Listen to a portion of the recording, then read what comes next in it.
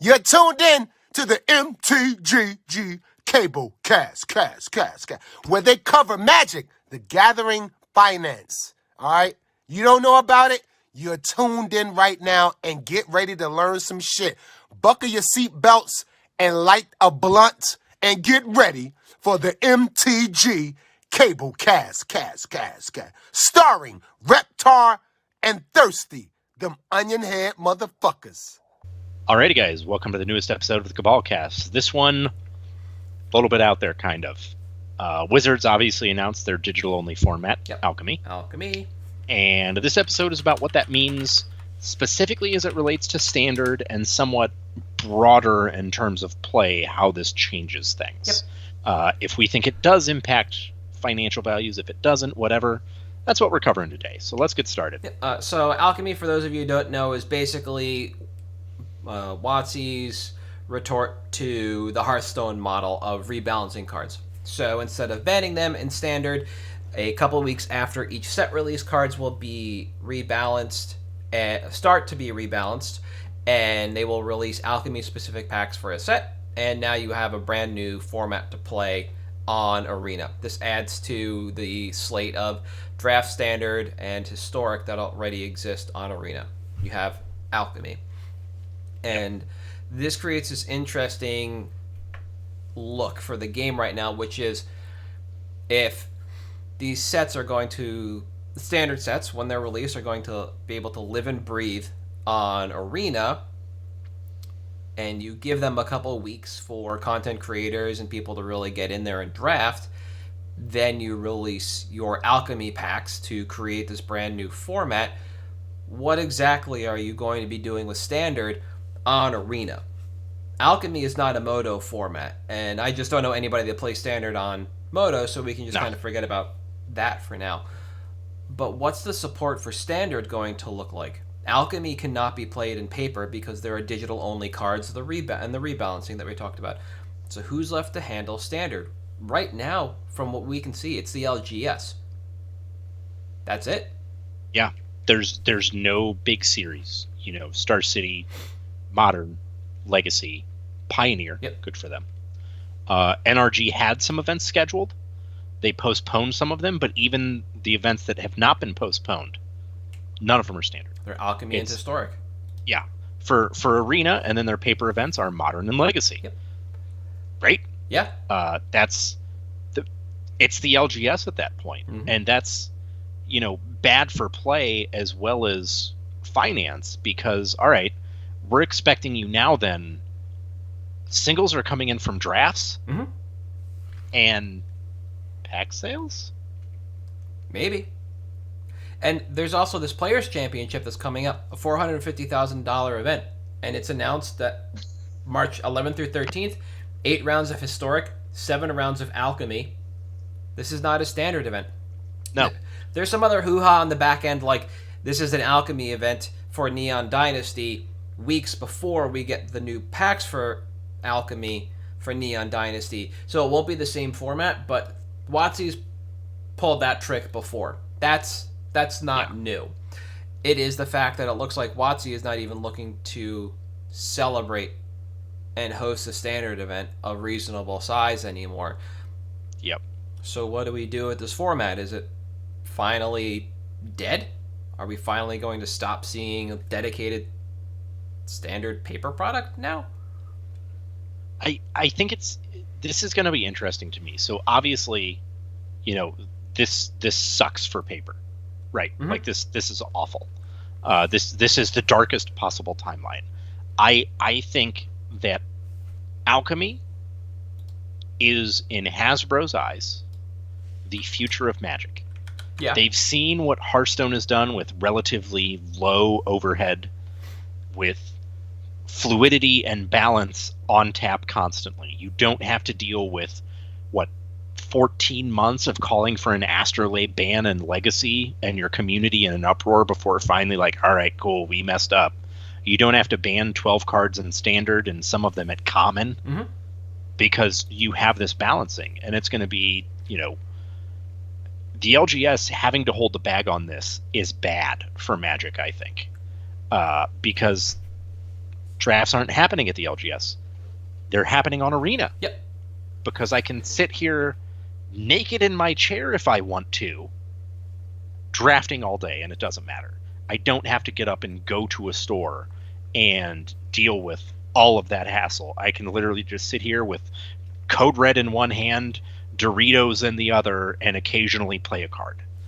And it to me reeks of gameplay that we're trying to push. Not that we're trying to push paper out. Mm-hmm.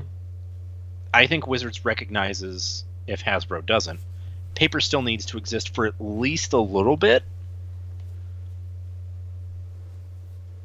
But I think it's them pushing competitive to online only. And I think that's a huge mistake. Yeah, I can definitely see that. And just let the Eternal formats be your paper play options.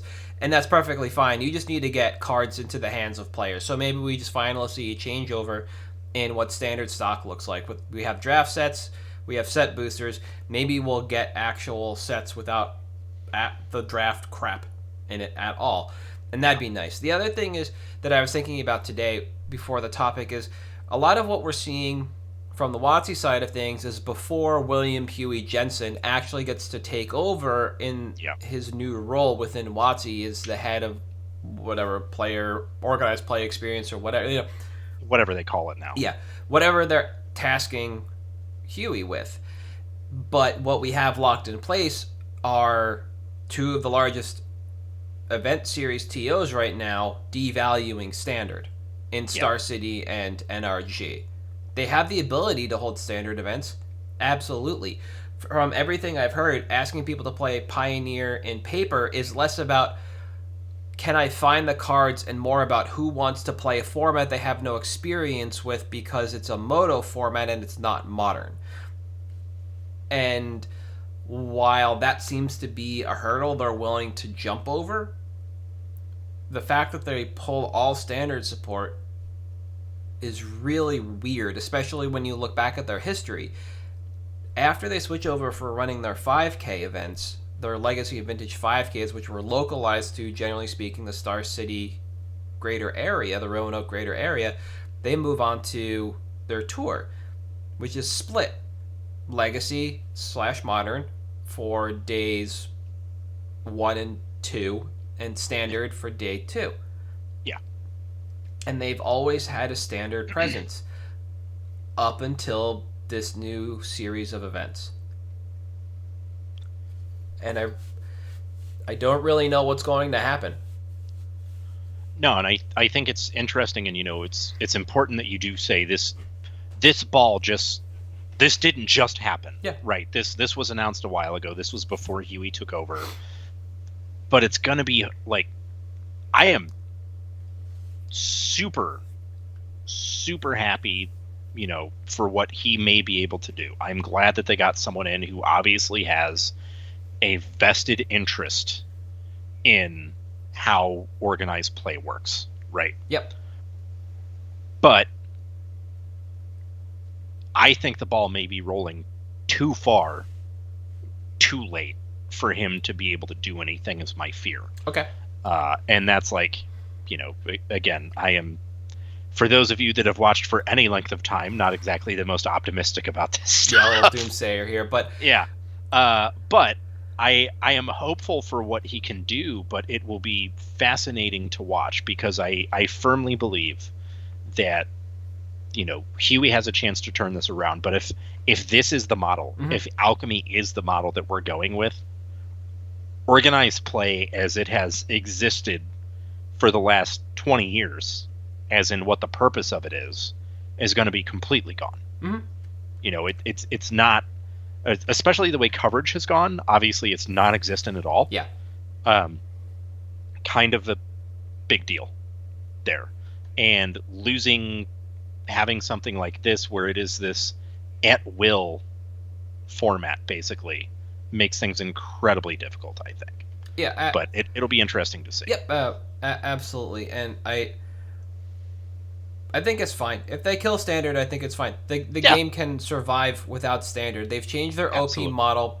They changed the way the high-end events ran. So you no longer needed to focus on Standard when you could have Magic Fests and Mythic Championships that were split sealed and either Pioneer or Standard or Modern, or they have all these other wonderful formats to choose from that you can play in paper that are not Standard. You don't have to hang your hat on Standard anymore for these large paper events if they ever come back. And with a digital platform, even if they actually just choose to bring the game back but push everything to Arena, they still don't have to focus on Standard if, like you said, Alchemy is the way they really want the game to go. And I think that's fine and dandy. All that really happens, the fallout from that, to me, is when somebody decides to go play whatever rebalance cards they were playing in Alchemy. It's the same issues. You have you rebalance Oko and Uro and Smuggler's Copter for Alchemy, and then somebody goes to attempt to build the same or similar deck in Historic or on Moto, and they're just like, well, it doesn't freaking work the way I wanted it to. And it's a bridge people are going to have to cross, and I guess WotC determined that the possible problems were worth the opportunity to move forward with this model, because people will figure it out. It will take time. It's just like people coming from Moto to play in paper. They figure out how to actually play the game without all the stops. Yeah. And as soon as they do that, they're golden. Yeah. It's just a matter of getting there. And, as much as I may want to doomsay and be like, oh, the game's not going to survive then, the game's going to survive till then. Yeah. That's just the reality. It's going to. I think this might just be, and I think we both agree, the retiring of Standard. Yeah, and I think that's what it is. At least Standard as we've known it. Mm-hmm. And I think, the biggest implication there is obviously going to be cards getting into people's hands, like you said. And who knows, maybe this is when Standard takes on a living card game model, and they just do Standard sets like that. Okay. And then they do their master sets as booster packs. Who knows? So let's dovetail then. Let's move on to the second section about card sales, because I thought about this from a much more narrow standpoint. I thought maybe, Neon Dynasty as a vendor would be the first time I would really begin combing through my sales analytics based on pre-orders for both boxes and singles with a fine-tooth comb compared to all the other sets released during COVID, and doing the same thing moving forward and see if I can actually begin reducing allocation. If people aren't buying these cards, I can just get them through my buy list. Yeah, and I think that's definitely a viable option here. I would absolutely be doing that as well. I would expect, all right, based on when it's coming out, it's not exactly a high attendance time either. Mm-hmm. The interesting thing is it is a high purchase time because we're getting into tax season. So while I know I'm not going to sell a bunch of draft packs because nobody's drafting, fine. I may actually get a few extra set boosters. The other thing is, are we going to have supply issues? Mm-hmm. It's almost like, all right, I'd like to commit to more as an LGS, but I don't know if I can actually afford to, because maybe I just can't get any of this. Okay. Right? Maybe, yeah, I see what you're saying. Maybe there's none there. Maybe we have the jumpstart problem again, where we get half of the allocation we're supposed to, and when you ask about the other half, it's just, I don't know. You'll get it when you get it. Yep. And especially the way the Crimson Vow special set, the black double and feature. white. Yeah, double feature. Where's that? Anyone? Yeah. Nobody. Okay, yeah. Nobody knows. Like, our allocation, we were told, oh, you're supposed to get some. That's it. Yeah. But that was my LGS as well. I was talking to them a couple of weeks ago. I asked if they got cut, because I heard certain distros were cutting orders based on supply, and they said they ordered so little it wouldn't have mattered if the distro line got cut. But let's say there are no distro problems with this. Let's say WotC has finally honed in all. Card is able to print to what WotC needs. If Alchemy, Kamigawa Neon Dynasty is going to be the most interesting part of this, because it's going to be the first set. So you might actually, this is This is kind of the bellwether moment. You're really going Yeah. to start seeing whether or not these kinds of like format adjustments, card adjustments really can impact your sales if this format is devalued a couple of weeks afterwards on the digital frontier. Now, we also should set aside the fact that they're doing the Hitsugu promos, which are like certain number per case, like some of the WPN premium stores are getting some. You set aside that draw and you just look at something like set boosters because they're the cold product. Cold, Yeah. not cold, right? Cold. So you have a more distilled product that's a little more powerful. It's going to be what people are going to be opening to get cards if they want to crack packs for cards. So everything runs smoothly. Everybody gets a distro they need. My expectation is, like I said, this is where I would start at, even at the LGS level, just really reviewing my sales of this set compared to the others through the COVID era, and again moving forward, and I would start setting up some really aggressive data points to see, can I start reducing my orders of standard product and reallocate those funds somewhere else to something that sells better, because this format is purposefully devalued by WotC several weeks after. And at the end of the day, I think I'm okay with that, because like you mentioned, something that I didn't think about was, yeah, this format could be supported completely differently. It could be LCG style, and then you just move your money somewhere else to Masters Packs, more CBBs, whatever you have to at the LGS level, or maybe you just shrink the height of your Magic vertical and move that money somewhere else. Same thing at the large vendor level, but your buy list is going to be your catch-all for all the singles you need. Or you just crack to demand for pre-orders and don't really open a second wave unless you sell out of everything. If nobody's playing standard, it's going to be difficult to sell out of all of those chase mythics, all of those planeswalkers. The demand's going to come from EDH, modern, etc. And a lot of those players don't order at pre-release time. It's the standard players that need it. Everybody else will wait a couple of weeks, right? Yeah. And I think it's going to be...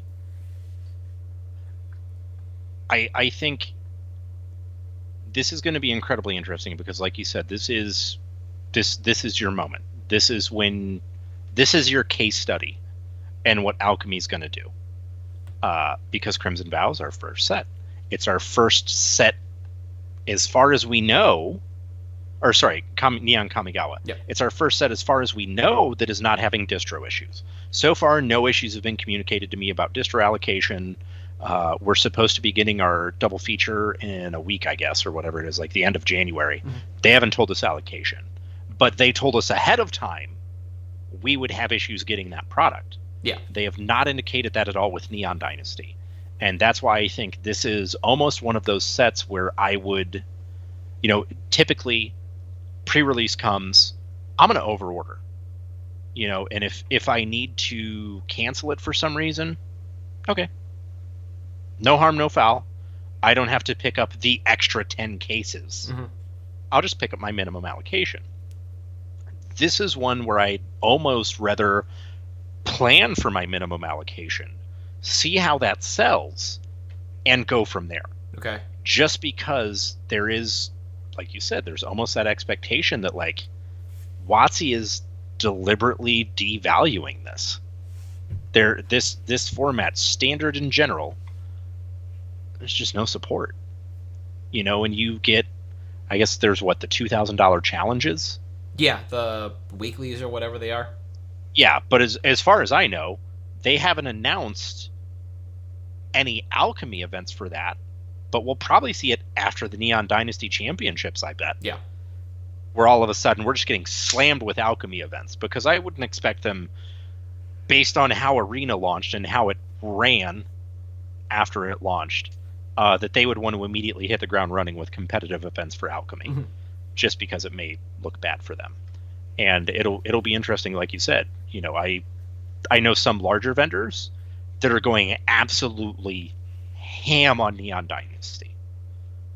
They've literally said, give us as many as we can get, whatever. And I'm not talking about like Star City, Card Kingdom, stuff like that. I'm talking about some of the more like Pink Bunny sized, not that they're one of them, type stores. Okay. like Hot Sauce, that type of size. Not that they're one of them, but I know other stores that are that size that are like, no, I'm staying away from it. I don't have players coming to events. I don't have people shopping here.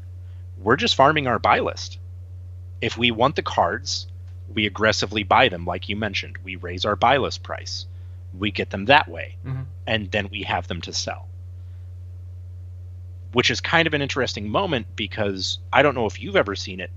I have never seen a set prior to this where a retailer's plan for singles was, I plan to open 0 product and buy it all through buy list. The only time I've ever seen it happen is supplemental. Sure. That makes sense there because 70%, if not more, of some of those sets is absolute chaff. Yep. Especially, what was it, the Double Masters when we had Ravenous Trap as a rare? Yeah. But not even that. I'm talking older when they were still doing dual decks. I don't know what vendor allocation was, large vendor allocation was for dual decks, and the best way to get in the first non-alpha beta printing of Blackboard or Demonic Tutor was your buy list because it was in Angels versus Demons. And yep. That's fair. But for stuff like that, it is such a small print run that it doesn't, like, okay, fine. I may not get 100 cases of those.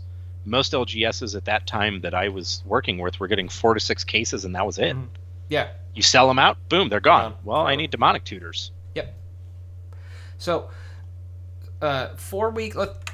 There's no hard date for when the Alchemy packs for a set are released on Arena. The best that I could find is this fungible estimate of about 4 weeks, and that was not really attached to a WotC source. That seemed to come more from a player or a grinder, somebody that would have a little more experience, that might have been getting those emails behind the scenes of like, hey, these are the events we're going to play.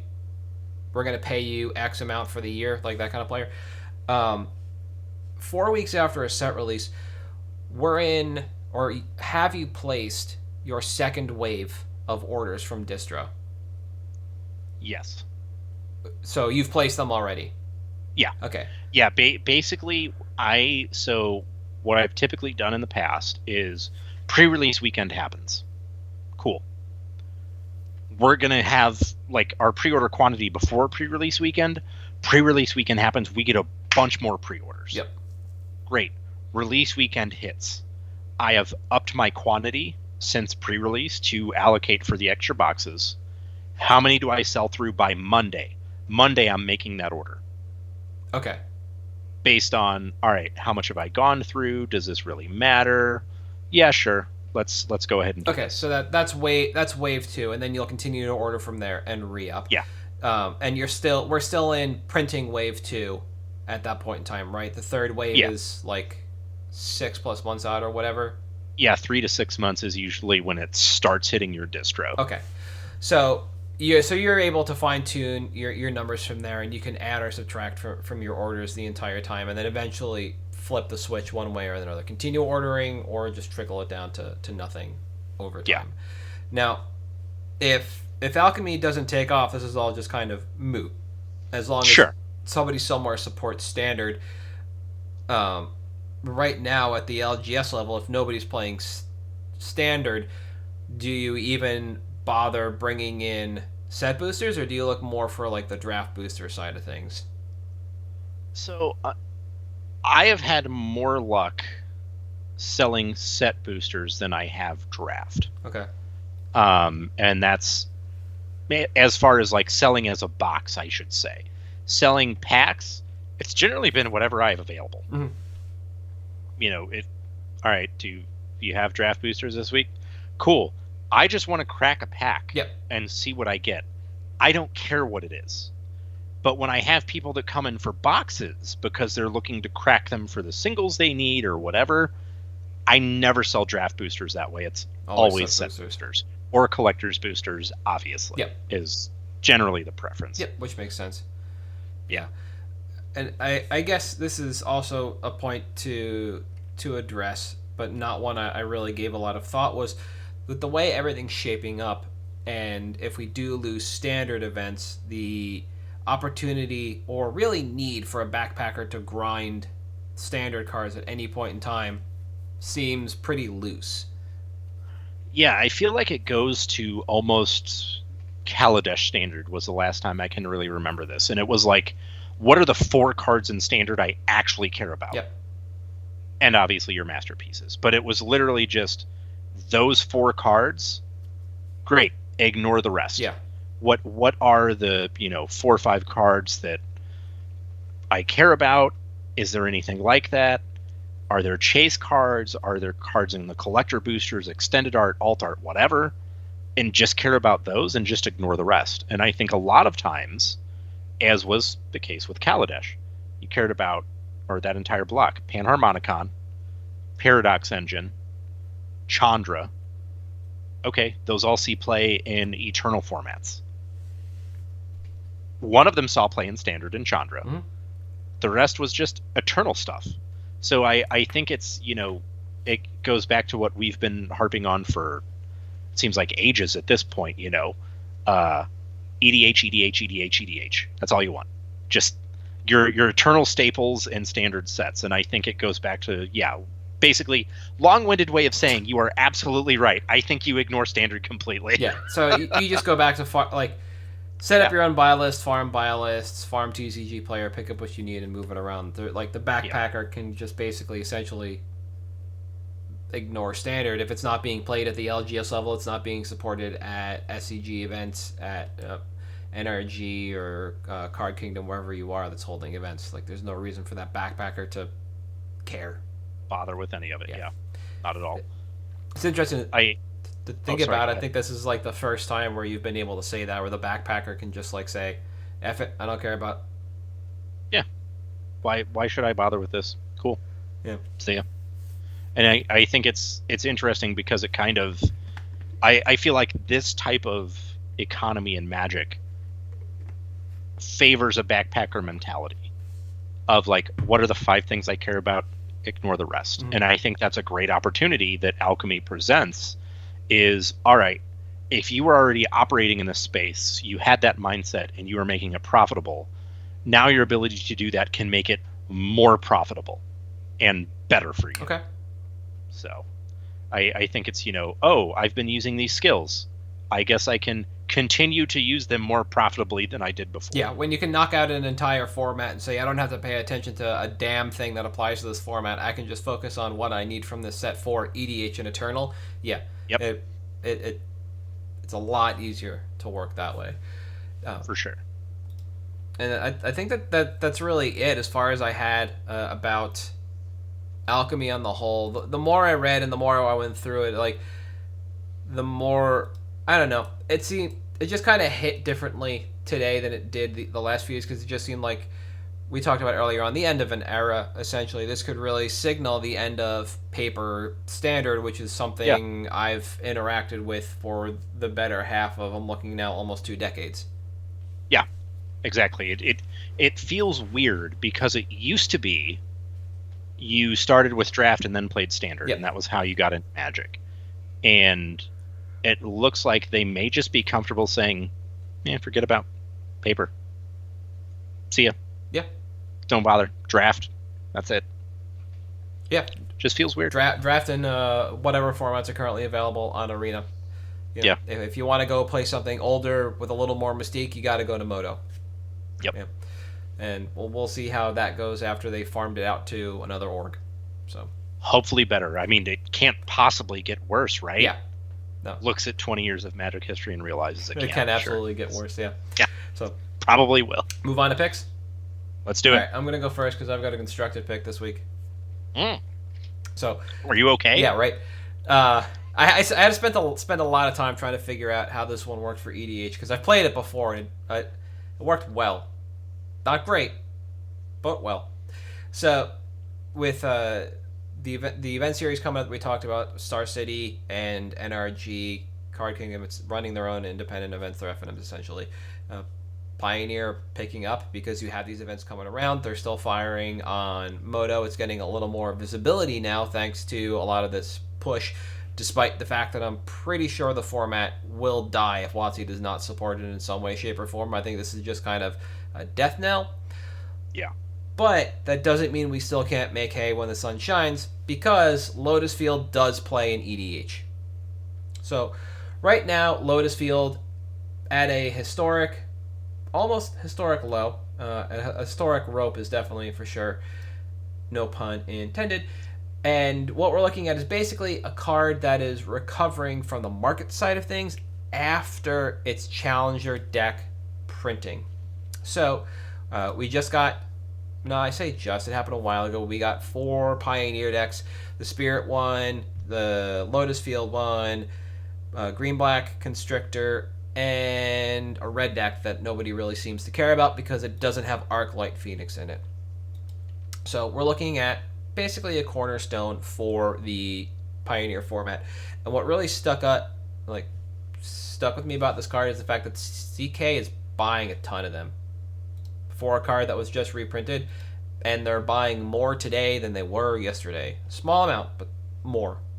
But still buying over 100 of these right now. They just keep looking for more. So hey, you know what? Feed it to them. Now, Lotus Field does play all over in EDH. It's going to show up exactly where you expect it to. It's going to show up on or in decks that are heavy color demanding.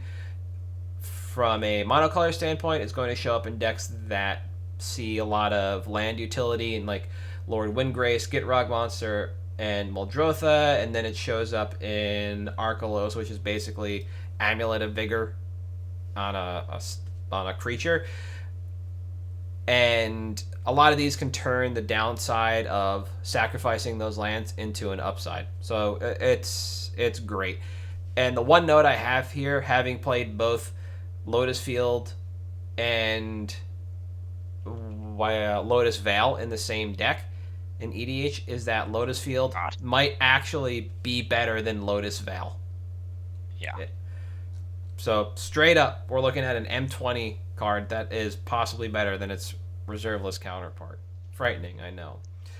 Now, we haven't begun to see the ceiling on where Lotus Field will play in EDH, and generally speaking, it plays in almost anything. Like I mentioned, its base of operations is to play in a deck that's going to be focused very heavily on lands, either just ETBing or recursion. And I think this is just going to be one of those lands that people just keep picking up on because it's fairly inexpensive, so it's going to sit in a lot of lists on EDH where I can just get more popular. But as I mentioned, this is less a pick about EDH and more about Pioneer, where we're seeing traction on the format for the first time in years. And Lotus Field isn't the most popular combo deck in the format right now, but it is a pillar of the format. And it's really close to a 0-day deck and fairly resilient. So as the format's changed over time, Lotus Field combo has just kind of chugged right along with it. And we're looking at this pick based on the uptick of popularity in the format, despite the Challenger deck reprint, because buy lists have responded by increasing prices and quantity. Now, as far as a timeline on this goes, the recent reprint in the Challenger decks is really going to stifle a growth for a bit, but it won't be for too long. The market price is on the rise, and once again, when we dive into the TCG Player Results, I hope it's still here because this is really friggin' funny. Yep, it is. So when you filter TCG Player Results for vendors with copies of 4 or more, we see the Gaming Co. anchoring the price at $4.15 with 795 copies. They are the second cheapest vendor. 795 copies. 127 of those copies, as of this writing, could have been arbitraged straight to Card Kingdom for a whole $1.27 in profit. That was the difference. Card Kingdom was paying a penny more in credit up to today than the gaming company was selling this for. The price has since dropped on CK, but they're still buying 131 now. It dropped by about 50 cents. So we'll see where it goes. But once the Gaming Co. is gone, once that's pulled, that's where we're going to see the needle move. We've gone over this a number of times with my picks. There's just a couple vendors anchoring with this ridiculous quantity, and once they go, it's gone. But as CK is telling us, they expect a higher price point based on their demand. And once TCG stock starts to dwindle, the price is going to move fairly quickly in both marketplaces. I would expect by the time we are in the middle of the SCG Tour run of Pioneer events, which is approximately 3 months from now, so like April 2022, we should be able to move these to buy list for profit, and possibly sooner into the open market if you were to buy in now. Also of note, MTG Grindcast last week just put out the first episode in their Dexpert series, quote unquote, where they're discussing various decks in Pioneer, and they discussed Lotus Field with Connor Malole first. Yep. We linked that in the Discord over the weekend, and it's a really good listen. And that episode really speaks to the resiliency of this deck and what Pioneer is as a format, and what you can do with Lotus Field to really edge out the rest of the format. And listening to that, I'm a firm believer that Lotus Field combo can take over. And as far as reprint equity is concerned, I'm pretty sure we're not going to see this for a while, because we just got it in Challenger decks, and WotC seems to not like to do that kind of stuff where they just cycle one card from one product to another, unless it's like Swiftfoot Boots or Sol Ring. Yeah, if it's an EDH evergreen card, sure, which this is not. Yeah, this is... I think this is a great pick, and the reason being, specifically Card Kingdom. So when they do things like this, and they buy a huge quantity of a card that was just reprinted, Card Kingdom's playing the long game when they're doing that. There's no way that they're not stocking up for, like, this card's got to go up, right? Like, maybe Card Kingdom starts supporting Pioneer, because after all, what happens during Modern season at Star City? They start buying Legacy. They start buying Legacy. Yeah. What happens during Legacy season? They start buying Modern. Yep. It makes sense that if Card Kingdom is going to start supporting Pioneer in their series, they want to stockpile this card, because, like you said, Day Zero deck, pillar of the format, seems inevitable that this is going to take off at some point, right? It's also wicked cheap by the numbers. If you were to look at the price of this deck, it's like $160 to $180. That is very reasonable for a deck as powerful as Lotus Field Combo can be. Yeah. Real good. All right. Mine is in keeping with tradition, looking at kind of a market trend, basically. Specifically, we're going here for Retro Frame Foil Persist. All right. I don't know how many times I can harp on Modern Horizons 2 is too cheap. This is a card that has absurd playability. It's a bulk in foil right now. It's, according to stocks, $3 for a foil that is this powerful. Now, what I'm going to use as an analog here is Fallen Shinobi foils from MH1. Obviously, it's a ninja, so it just got a huge surge. We're ignoring that. Okay. I'm specifically looking at in the middle of 2020, when this card went from basically a $2.72 foil to a $15 foil, and then floored at like $9-10 forever until we went back to ninjas. This was something that I specifically remember when this set came out. I was at a GP, and I was talking to Ed Wynn, and he goes, I'm really high on Modern Horizons. And I'm like, yeah, like Hogak and Urza and stuff? He goes, oh, no, not that stuff. I'm talking like the chaff, like Fallen Shinobi. Specifically because it is a card similar to Persist. This has a very powerful, impactful effect. It's a keyword that we turned into a black sorcery, whatever. Yep. But once these powerful cards start drying up, people will recognize Persist should not be this cheap. Fallen Shinobi should not be this cheap. This is something that, for the price, you can sit on 10 to 20 of them. Throw them in a box for a year, forget about it. You'll see in about a year, similar to Fallen Shinobi, it was from, release was June 19, I think. Mm-hmm. And then around July 2020, price went up. A year later, all of a sudden, all right, let's take a look at this. Let's try to get this stuff up. And it's specifically with Modern Horizons 1 and 2 that I see this kind of thing happening. When you look at Battle Bond, some of the chaff has started to move. Well, not really chaff, but some of the bulk rares started to see a price surge. Similarly, powerful effects, really good in the EDH and Eternal formats. Let's go ahead and ship it up. Persist, there's a ton of reanimate targets in Eternal formats in EDH. Archon of Cruel Ultimatum is, I think, the best reanimator target in the game. Say what you want about Razaketh, Elesh Norn, Blazing Archon, whoever. Getting a mini Cruel Ultimatum every combat seems pretty badass to me. Yep. Persist is just one of those things that this is a powerful effect. It's great in EDH. I mean, amazing.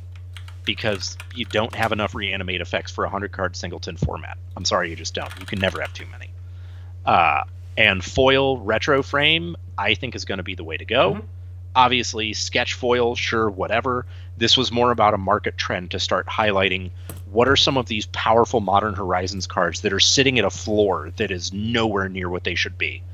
Okay, do I maybe want to get like 10 to 20 of these and just set them in a box and forget about it? Because at this price point, worst case scenario, I'm out, 30, 40, 50, 60 bucks. Okay. I'll do that to potentially double or triple my money. Mm-hmm. And timeline wise, I think it's going to be similar. You're going to be looking to like probably late next year, just based on paper events and how those are or are not happening. Whatever. Mm-hmm. But I think it's a solid choice. I think market trends, especially this time of year, great time to get into them and start investing, because it's possible that this may surge early during tax season.